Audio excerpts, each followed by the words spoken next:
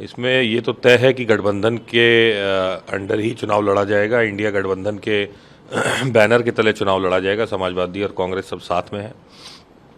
लेकिन जैसा कि सीट की बात कही है कि जल्दी कैंडिडेचर फाइनल हो जाए, तो जो हाईकमान है दोनों पार्टी के, वो साथ में अपना डिसाइड करें कि कौन जो है सीट शेयरिंग को लेकर के बात करेगा। बात करके और कैंडिडेचर फाइनल अगर हो जाए तो उसको समय मिल जाएगा लोगों को क्षेत्र में जा कर के और अपना प्रचार प्रसार करना और किस तरह से बेसिकली लोगों को अपनी तरफ खींचना, लोगों को बताना।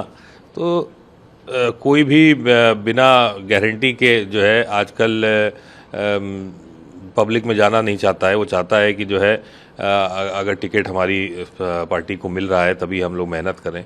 वैसे तो लगे हुए हैं, लेकिन एक मिशन मोड में फिर लगते हैं जब फाइनल हो जाता है कि ये किस पार्टी को जा रहा है। तो थोड़ा सा जल्दी अगर हो तो ज़्यादा बेहतर है।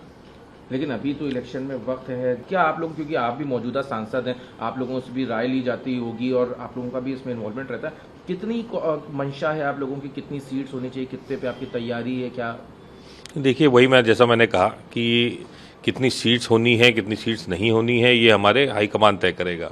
हमारे यूपी में अविनाश पांडे जी, अजय राय जी, राहुल जी, खड़गे जी के अंडर में ये सब लोग अपना तय करेंगे कि कितनी सीट लेनी है, कितनी नहीं लेनी है, क्या नेगोशिएशन होनी है।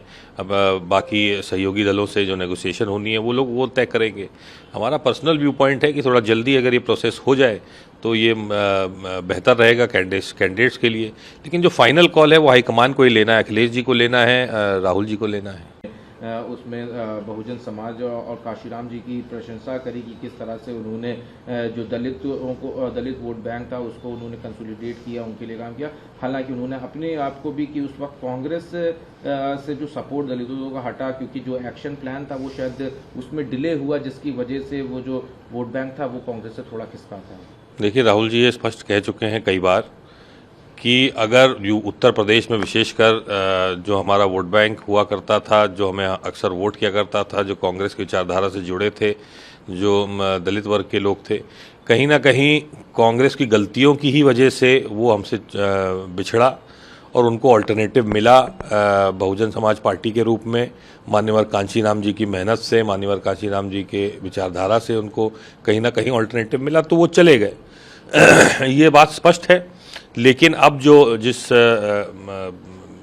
वंचित वर्ग के लिए जो राहुल जी काम कर रहे हैं, जो पूरी पार्टी काम कर रही है, उससे प्रभावित होकर के दोबारा जो अनुसूचित जातियों का जो वर्ग है वो दोबारा कांग्रेस की विचारधारा से जुड़ना चाह रहा है, राहुल गांधी जी की विचारधारा से जुड़ना चाह रहा है। तो ये दोबारा उनकी अगर मैसेज ले कि अगर हम गांव-गांव और गली-गली जाने में जा कर के लोगों को बता पाए उनका मैसेज, जो वो बोल रहे हैं, जो लड़ाई वो लड़ रहे हैं बहुजन समाज के लिए, तो निश्चित रूप से वो आके जुड़ेगा।